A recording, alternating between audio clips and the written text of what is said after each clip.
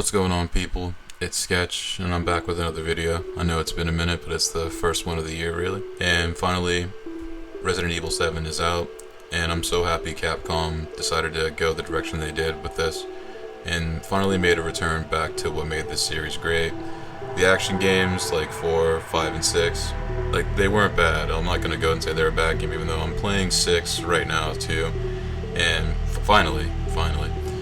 And 6, it's so heavy on the quick time events and the scripted run this way, run that way, shoot this thing, defend this, that, and the other, that I'm just really glad that they took a more simplified approach and also went back to what made this series great to begin with, and that was just genuinely really creepy, scary atmospheres and actually events in game that induce panic.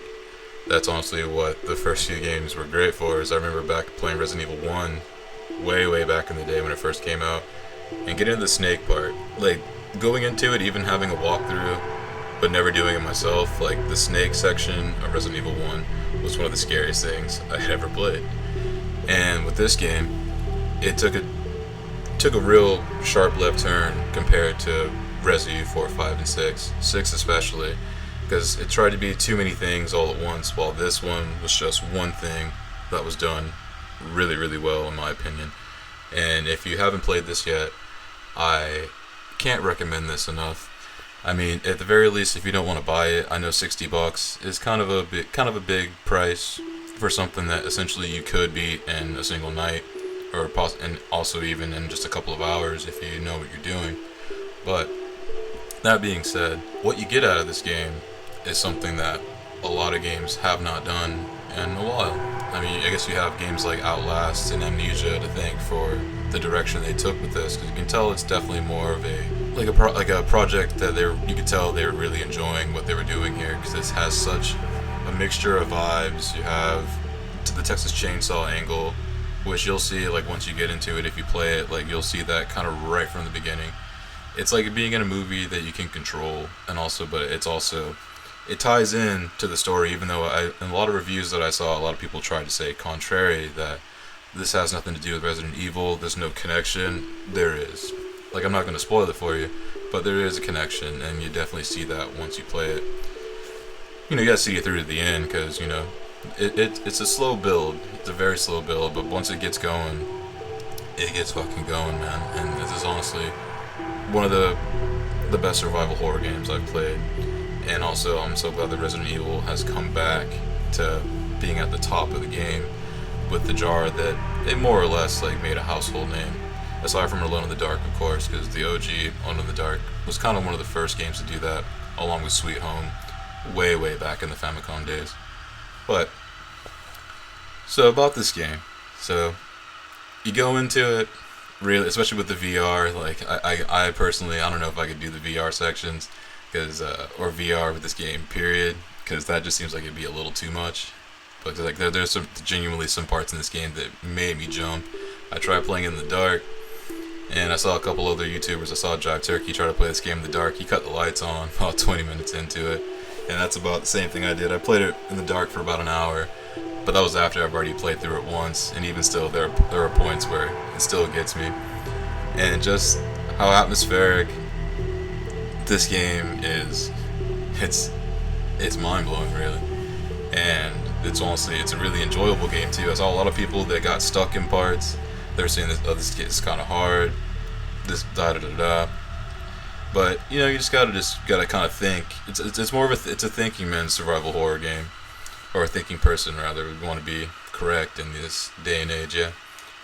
But especially with the shift from it being first person and not the third person, or the static angles like we were used to from all the other Resident Evil games. Like, I thought at first, like, after playing the demo, like, this might feel like really different. Like, I don't know if it's gonna feel like Resident Evil, but then the more you play it, you see the callbacks to all the original games, especially with the answering machine. Even though it's not the typewriter, but it's still, the essence and the idea still remains the same, which I can totally appreciate. And I love the fact that you can tell that this was definitely a project that they put everything they had into it. And it took me about 9 hours to finish this game on the first playthrough, and that was dying constantly, panicking constantly, like also like not really knowing where to go, and also not using a walkthrough. But as of the time of this recording, I've finished it 4 times now, and each time, times got a little bit better. We was able to do things a little bit faster, but also like this game, you can't go into it thinking it's going to be a cakewalk, because half the time it isn't. Even unless you have the infinite ammo, which you can only get by beating it on the hardest difficulty. I haven't tried that yet, but eventually, as I mostly just want to try to get this the speedrun records, hour 44. Actually, I think it's like hour 35 now, which is insane. Like, I have no clue how people can move through this game that quickly. The only way I can think of you can actually accomplish that is by playing the entire game and not dying once. Like, pretty much that, and not even going to the item box, and you might even just be bypassing saving a lot of the time to get times that are that quick. But I know it's long-winded. I know I'm kind of going back and forth about Resident Evil and why I think it's so great, but I really do think, at the very least, you should Redbox this. Like, rent it. I mean, apparently, if you have a PC, if you want to play it that way, apparently they've already cracked it.